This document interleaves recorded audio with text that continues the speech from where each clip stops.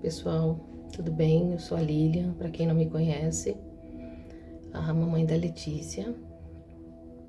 E eu vim aqui fazer esse vídeo porque eu tô devendo para vocês compartilhar um pouco da experiência que a gente teve e agradecer também a cada um que esteve com a gente nessa batalha, né? E eu vou contar resumidamente o que aconteceu desde o princípio, como que foi e quando a gente detectou que tinha algo errado. E em setembro do ano passado, a Letícia começou a apresentar dores nas pernas, primeiramente, e na coluna. Eram dores assim que impediam ela de dormir direito, às vezes ela acordava chorando, eu tinha que dar um analgésico para ela conseguir pegar no sono. E começamos a investigação, passou pelo pediatra dela. O pediatra disse que poderia ser dor de crescimento, passou um analgésico, mas encaminhou para um ortopedista, colega dele, da Santa Casa. E nós passamos com ele fez um raio-x da coluna, das pernas, não detectou nada de estranho. E a minha filhinha só veio a piorar. Virou-se o ano, eu comecei a perceber que ela estava andando torto, perdendo a firmeza das perninhas, né? E aquilo começou a afetar a mobilidade dela. E o que eu percebi? Comecei a notar e anotar. Cada vez que a Letícia tinha dores nas costas, ela ficava andando com dificuldade durante até 3 dias. E isso foi progredindo. Mesmo depois de dar o analgésico, ela continuava andando daquela maneira. A escola me chamou a atenção, né, dizendo que tinha algo errado, que ela estava com dificuldade de fazer as atividades físicas. Eu disse que já vinha investigando, né? E aí marquei um neuro. O neuro fez um eletroencefalo, não achou nada de estranho. E eu com a pulga atrás da orelha, né, super incomodada e pedindo a Deus que iluminasse, né, os médicos e comecei a procurar, porque eu sou muito fuçona de ir atrás das coisas, das causas e tentando achar uma causa, até que, né, fui pro lado como a gente teve coronavírus, né, pro lado de alguma sequela, né, meu palpite primeiramente era mielite transversa, que causa isso, né. Algumas pessoas ficaram com esse sintoma depois da Covid e afeta a mobilidade, enfim. Mil coisas passaram pela minha cabeça. Até que conversando com a minha irmã, ela falou ali, isso não é normal, vamos passar ela com um especialista em coluna. E me indicou o Dr. Rafael Carboni, que foi que pediu a ressonância magnética, neuroeixo, que é da coluna inteira, da cabeça aos pés. E o raio-x panorâmico. E aí nós fizemos com muito custo, porque não tinha data. Gente, olha, é uma dificuldade. Questão do convênio, né? É um empecilho para fazer as coisas, porque era com sedação. Então não podia ser em qualquer laboratório, tinha que ser em hospital, os hospitais sem data. E uma luta para conseguir essa ressonância. Fiquei mais de um mês brigando com o convênio para conseguir fazer essa ressonância. Conseguimos um encaixe por uma desistência no finalzinho de maio. E aí chegando lá, era um domingo, eu falei, eu vou a hora que for. Ela ficou o dia inteiro em jejum, porque só tinha no final da tarde. Eu falei, nós vamos, filha, a gente vai lá, vai descobrir o que você tem. E chegando lá, como o médico anestesista estava atrasado para fazer o exame, eu resolvi fazer o raio-x panorâmico, que não tinha necessidade de agendamento. Poderia fazer em qualquer local sem precisar agendar antes, né? Como eu tinha esse exame também para fazer, eu falei, vamos fazer primeiro então o raio-x, filha, para ir passando o tempo. E depois a gente faz a ressonância. Foi assim, um estalo. Foi o que definiu ali. E esse detalhe eu quero deixar frisado, porque é muito importante. Quando você tem um instinto, aquilo que fica ali martelando na sua cabeça, vai atrás, não deixa passar. Fiz o raio-x, disseram que ela não ia conseguir fazer a ressonância naquele dia, porque ela estava com um resquício de secreção de uma gripe que ela teve, né? E assim, essa época sazonal é complicado mesmo, as crianças têm mesmo. Falei, se for esperar ela não ter nenhum tipo de secreção, não sei quando, porque é rinite atrás de rinite, né? E colocaram 1000 empecilhos, dizendo que ela não ia poder, que era risco de vida, que ela poderia broncoaspirar a secreção e que eu teria que passar ela com uma avaliação, né, pelo anestesista antes. E ele veio. E ele veio, escutou o pulmãozinho dela, disse que estava limpo, que se não tivesse falado nada ninguém ia nem perceber. Mas por uma tossinha dela, eles pegaram no pé. E aí uma das atendentes falou pra ele, falou, doutor, tem um raio-x panorâmico, você quer dar uma olhada antes? Ele falou, quero, me traz. E eu falei, vocês não estão entendendo, a minha filha precisa fazer esse exame. Ela tem que fazer esse exame, já tô esperando há muito tempo por esse exame. Ah, nós vamos ver. Aí olhou o raio-x e falou, mãe, ela tava com alguma coisa na camiseta? Eu falei, não, só umas letras, deixa eu ver. Aí pegou a camisetinha dela, que ela já tava com um avental. Pegou a camisetinha dela e falou, não é isso. Ela vai fazer esse exame. Eu falei, graças a Deus. E foi. Foi fazer esse exame, eu ali com o coração na mão, 3 horas de exame. Quando terminou, ele pegou na minha mão, olhou no meu olho e falou, mãe, você pode ter certeza que foi muito importante ela ter feito esse exame. Aí dentro de mim veio aquela certeza de que não era algo bom, mas bom que nós vamos descobrir o que ela tem. E aí começou a nossa batalha, né? Esperando sair o resultado no dia seguinte, saiu o laudo. Foi detectado um tumor de quase 9 centímetros na coluna, invadindo, né, na parte do tórax, e uma parte invadindo já a coluna dela na região torácica. E aí o meu mundo caiu. E aí o chão se abre, aí você não sabe o que vai ser, você começa a perguntar os porquês, né? Por que não comigo, por que com ela? E eu só pedi a Deus que me desse sabedoria e força para continuar e passar para ela o que ela precisava, a força que ela precisava ter para poder conseguir realizar todo o procedimento de aquela bateria de exames. Aí no dia seguinte, o médico solicitou, né, o Dr. Rafael solicitou que ela fosse internada para fazer os demais exames. E aí começou. Ela internou no 9 de julho e passou por todos os exames possíveis e imagináveis que ela poderia fazer. Cintilografia óssea, cintilografia geral, medula óssea, né? Fora os exames de sangue, a coleta da urina sempre, para poder verificar se tinha alguma presença de alguma enzima que detectasse câncer mesmo, né, maligno. Fez a biópsia e quando constatou que era benigno, aí foi prontamente já as equipes entraram em ação. Digo assim que foi, olha, um milagre. Um milagre porque para entrosar em tão pouco tempo, em 10 dias praticamente, todas as equipes, pediatria, oncologia, neuro, ortopedia e pneumo, gente, olha só um milagre, viu? Se uniram, deu tudo certo. Um exame só que ficou para depois da cirurgia, mas com tudo que a gente conseguiu colher até lá, foi o suficiente para que ela pudesse dar esse veredito, né, que a cura viria através da remoção completa do tumor. E a gente já esperava, né, que não ia ser uma coisa tão simples, porque quando se trata de medula, a preocupação, né, das sequelas e tudo mais, então... E assim, os 20 dias que nós passamos ali foi tensos, densos, intensos, né? Ela não tinha noção da gravidade, né, do problema dela, mas ela tinha ciência do que poderia ocorrer se não fosse tratado. De uma forma bem lúdica, eu fui explicando para ela o que ela tinha, o que ia acontecer se não tratasse, e ela foi sendo muito colaborativa, muito colaborativa. E assim, eu confesso que em todo momento eu tive medo, tive pavor.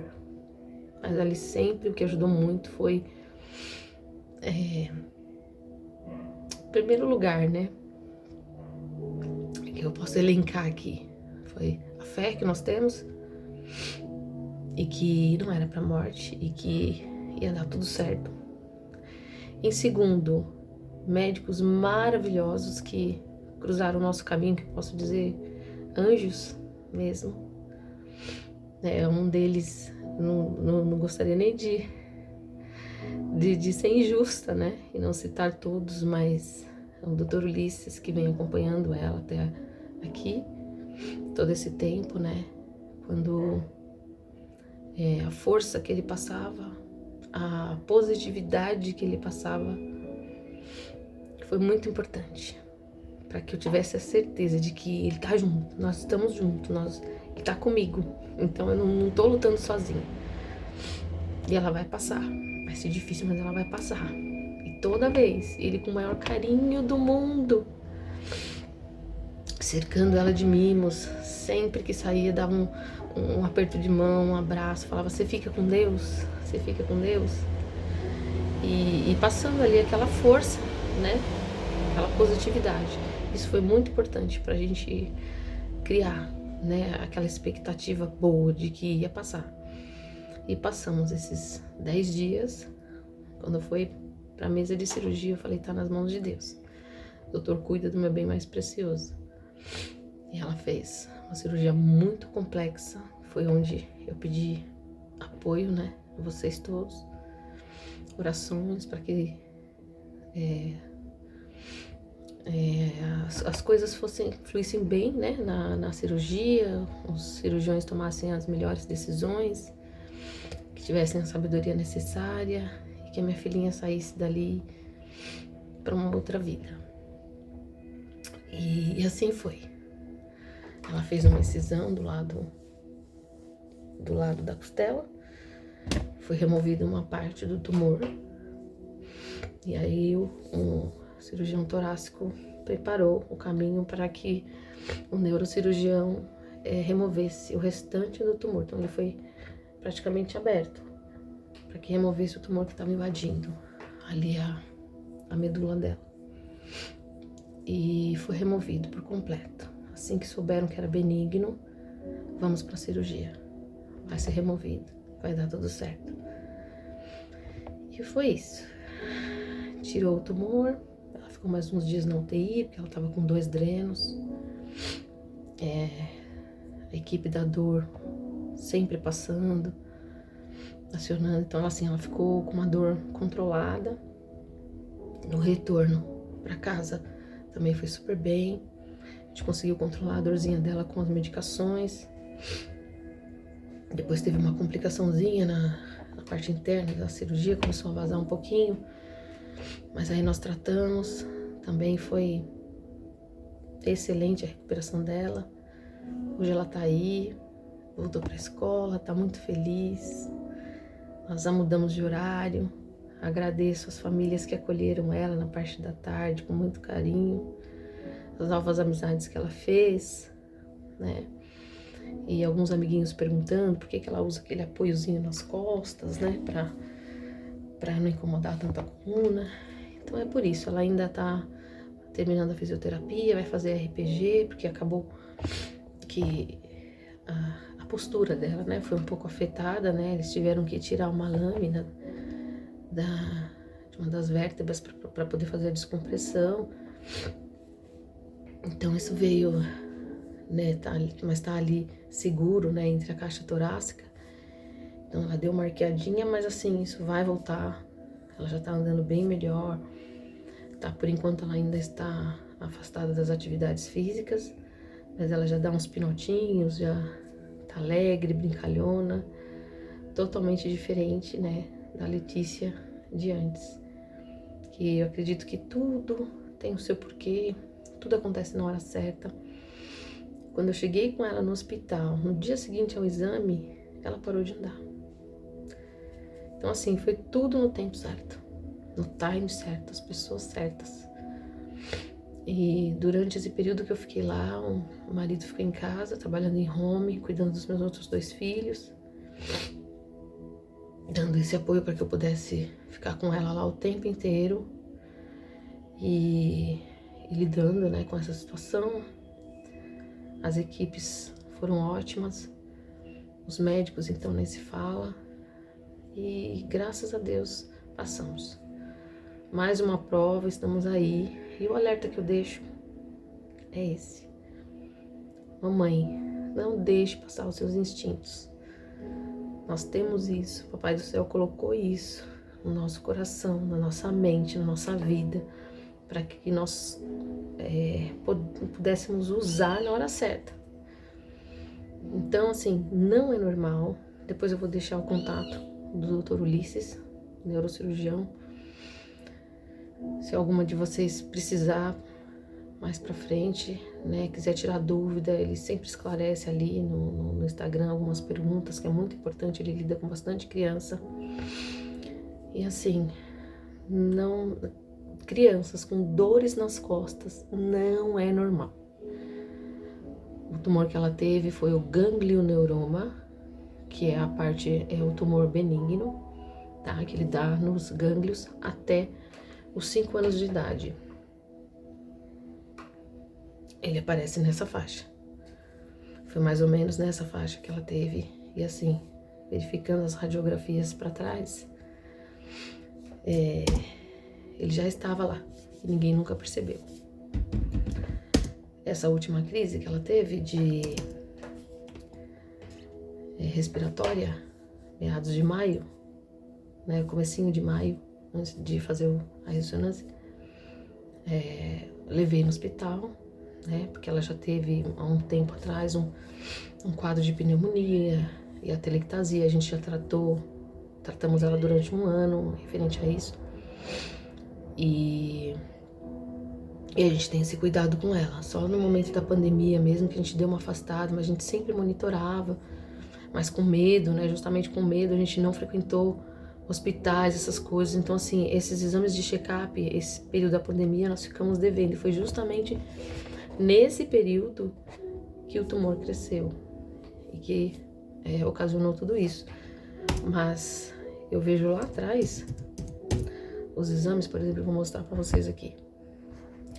Um raio-x de 9 de fevereiro,